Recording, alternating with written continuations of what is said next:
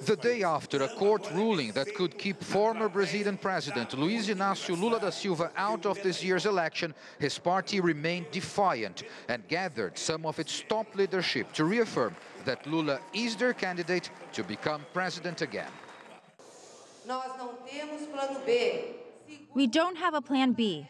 Lula is our candidate for the 2018 elections. Lula spoke next to proclaim his innocence and affirm his ambition to be president of Brazil for a third time. I don't want to sound arrogant, but I want to tell you that I want to be the candidate to win the elections and govern this country the way that it has to be governed.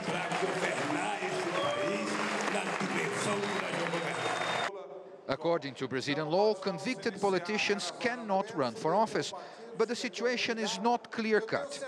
Despite his conviction, there is still a possibility that Lula could be allowed to run for office in October by filing appeals that would drag out a final settlement for his case beyond election day. A consequence of that scenario, however, is the likelihood of even more political instability in the country. The director of Rio Grande do Sul Regional Electoral Court says there is a risk the office of president could remain empty if Lula were to win the election before a final decision is made on his right to be a candidate. In this case, if there are pending appeals, the Superior Elections Court could not proclaim the results of the ballot, and then the election would be suspended.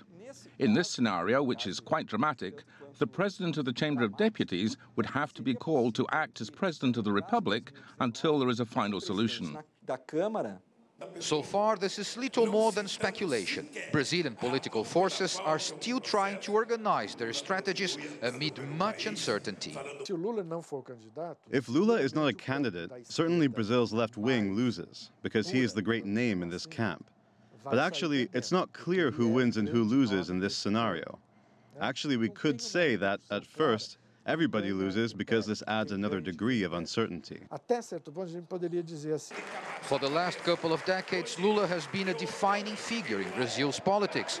Election watchers say this is likely to continue, whether he's on the ballot or not. Paulo Cabral, CGTN, São Paulo.